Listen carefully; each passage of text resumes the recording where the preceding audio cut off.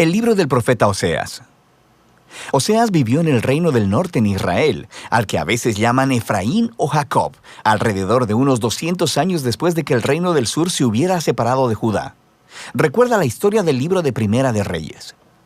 Oseas fue llamado a hablar a nombre de Dios durante el reinado de uno de los peores reyes de Israel, Jeroboam II. La nación estaba cayendo en el caos y en el año 722 el grande y terrible imperio asirio arrasó y destruyó a Israel.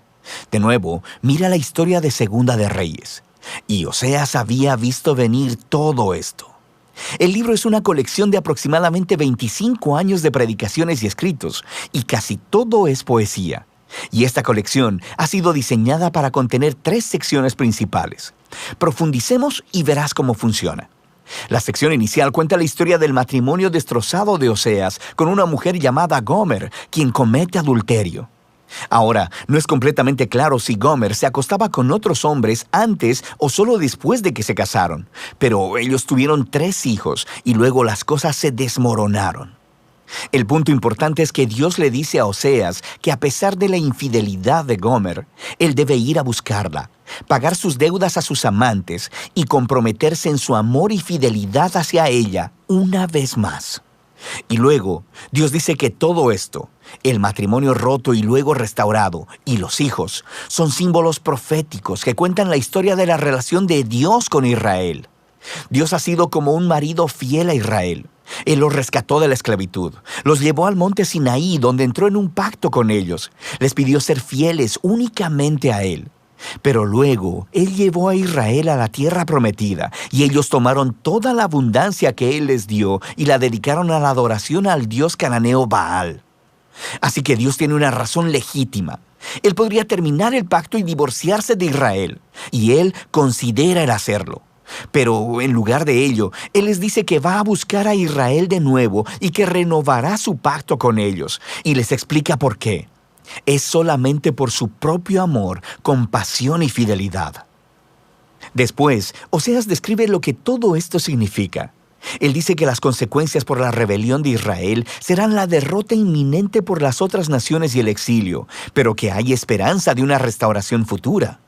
Un día, Israel se arrepentirá otra vez y regresará a adorar a su Dios. Y dice Oseas, Él pondrá sobre ellos un nuevo rey mesiánico del linaje de David, quien les traerá la bendición de Dios. Y así, esta sección introductoria nos presenta todas las ideas principales del libro. Israel se ha rebelado y Dios traerá severas consecuencias, pero el amor del pacto de Dios y su misericordia son más poderosos que el pecado de Israel. Así que en las secciones restantes del libro, la poesía de Oseas desarrolla estos temas con mayor profundidad.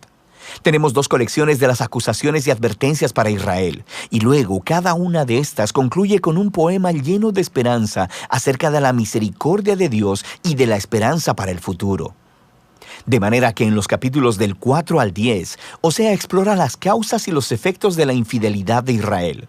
Él dice una y otra vez que a Israel le falta conocimiento o entendimiento de Dios. La palabra hebrea conocer, que es yadá, es más que solo una actividad intelectual.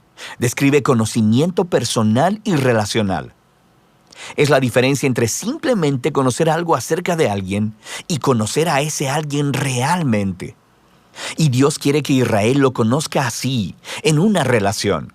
Quiere que experimenten su amor por ellos y que éste se convierta en la clase de conocimiento que transforme sus corazones y sus vidas para que lo amen como respuesta. Y esta es la razón por la que Oseas está exponiendo constantemente la hipocresía de la adoración de Israel.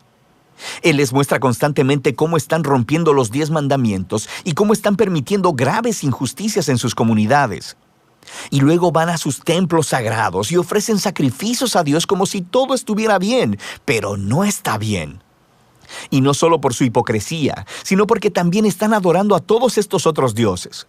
Muchas veces Él menciona sus altares a Baal en las ciudades de Betel y Gilgal. Y ellos no solamente han entregado su lealtad a otros dioses, también Oseas acusa repetidamente a Israel de confiar en sus alianzas políticas con Egipto y Asiria. En lugar de confiar en que Dios los protegerá, ellos quieren hacerse similares a esas otras naciones y confiar solamente en el poder militar. Y Dios dice que todo se les vendrá abajo, porque dentro de muy poco tiempo, Asiria los traicionará y vendrá a desolar sus tierras. Y en esta otra sección de advertencia, Oseas da una lección de historia sobre el antiguo Israel para mostrar cómo esta familia ha sido infiel desde el principio. Él alude a la traición y a las mentiras del patriarca Jacob. Recuerda a Génesis 27 y 28. Él alude a la rebelión de Israel en el desierto. Recuerda el libro de Números. Él alude al nombramiento del corrupto rey Saúl, quien llevó al pueblo al pecado y al desastre. Recuerda las historias en Primera de Samuel.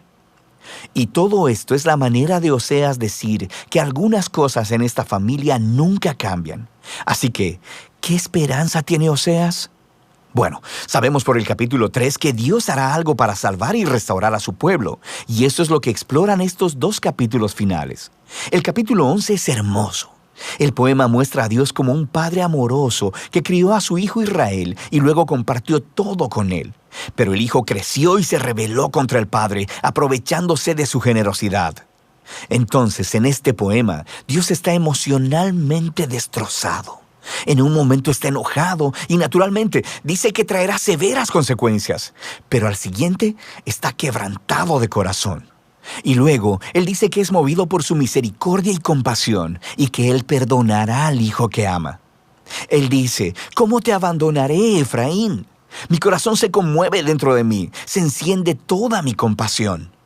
Y así, aunque Dios permitió que Israel fuera conquistado por Asiria y enfrentara las consecuencias, esa no es la última palabra de Dios. Todavía hay esperanza, y de eso se trata el último capítulo. Oseas llama a Israel a arrepentirse y a volverse a su Dios, pero él sabe que no durará porque nunca lo ha hecho antes. Y Dios dice que un día Él sanará su apostasía y les amará generosamente. Dios continúa describiendo a este nuevo y restaurado Israel como un árbol frondoso que tendrá raíces profundas y amplias ramas, y le ofrecerá sombra y fruto a todas las naciones.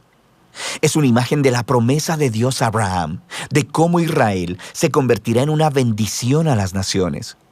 Y Dios está diciendo, si todo esto va a suceder, se requerirá de un acto de la gracia y del poder sanador de Dios para reparar el profundo quebrantamiento y el egoísmo pecaminoso del corazón humano, para que el pueblo de Dios pueda recibir su amor y amarlo de vuelta.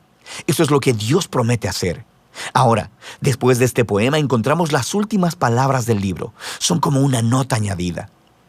Probablemente son del autor que reunió la poesía de Oseas y ahora quiere hablarte a ti, al lector, por un momento. Y él dice, ¿quién es sabio y prudente para entender todo esto?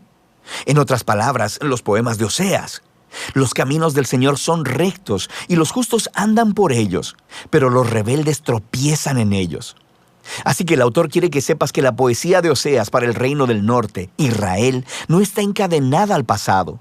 Esta revela profundas verdades acerca del carácter de Dios, de sus propósitos y de la naturaleza humana. Y aunque Dios debe y trae su justicia sobre la maldad humana, su propósito final, su corazón, es sanar y salvar a su pueblo. Y de eso se trata el libro de Oseas.